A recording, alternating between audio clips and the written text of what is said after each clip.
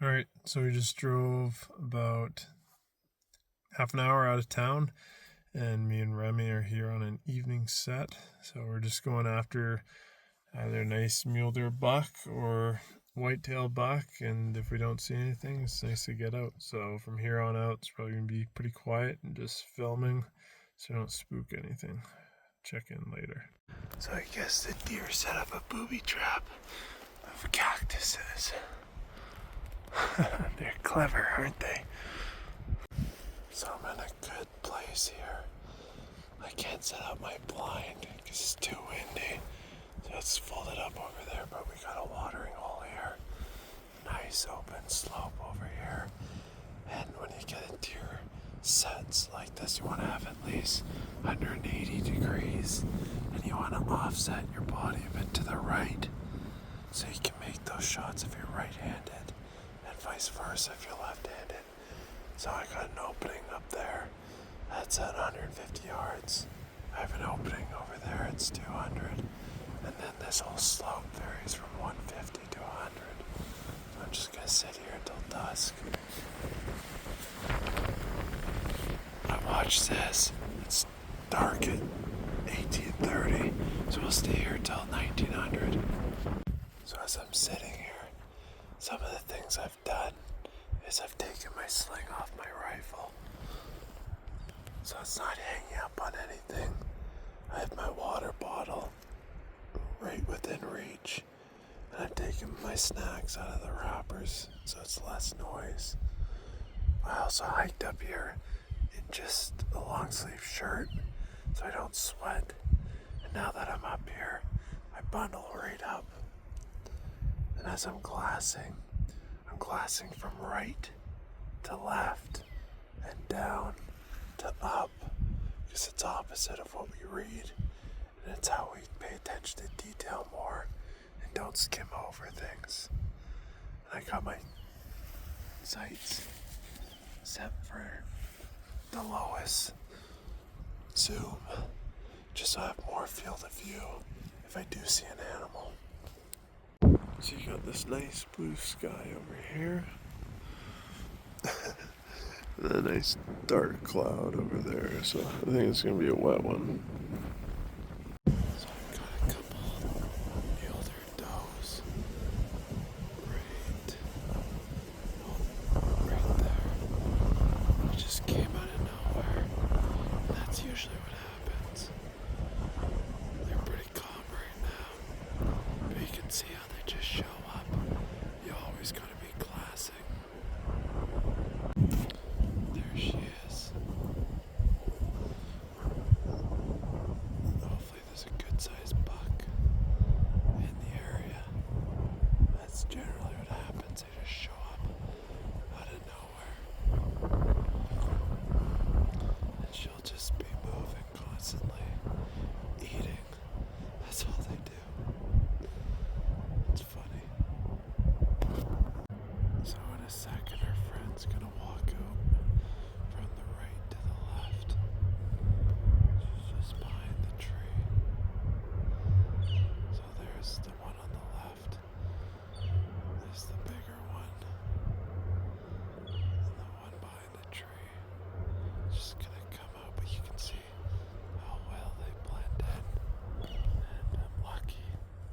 Remy, he just sits and watches.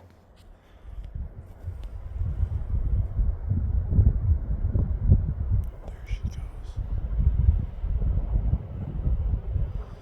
Just taking her time, no rush.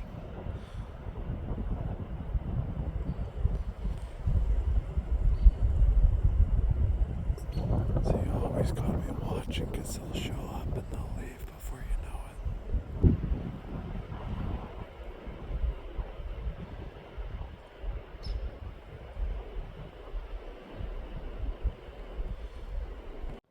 So that deer is right in there, and this is why binoculars are so handy. It's because I can focus beyond those branches there and actually pierce through the foliage and see the animal. Whereas with the naked eye, maybe you'll catch some movement here and there, again, with the binoculars, I can focus beyond and through and actually see the deer, whereas it can't see me because I'm behind the branches.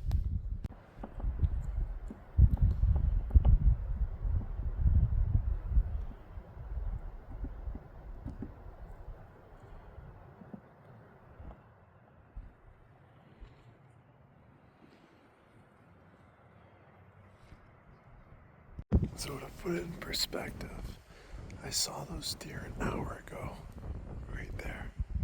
And they worked their way down. They were in that, no, come on. They were in that draw for a bit. Okay? Now, I just found him, and he's there. I mean, to put it in perspective, that is maybe 100-meter walk, 200 at the max. These deer are in no rush to die. So if you think you're gonna walk around all day and spook a deer, you're wrong. You need to find a place like this and sit and hold and let them come to you. Deer do not travel linear. They just meander.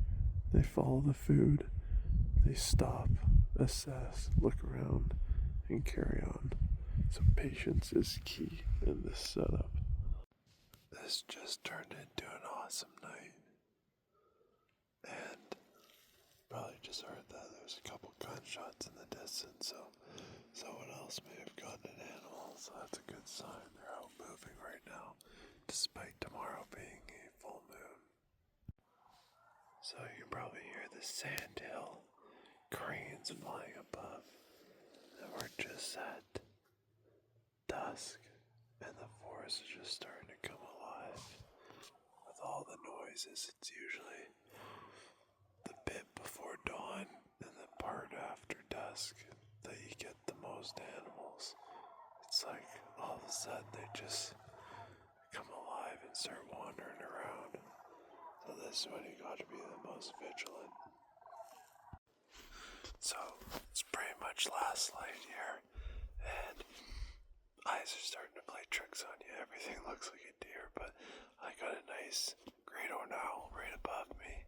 And I'd say tonight was a pretty successful night. We saw 2 deer. They didn't see us, and they weren't spooked by any means. So we know we're doing something right. We just gotta keep waiting. So a few takeaways are: find a good spot, sit and wait, and the deer are everywhere. So make sure you subscribe, like the video if you enjoyed it, comment if you have anything to say, and we'll see you in the next one. This has been Okanagan Outdoors.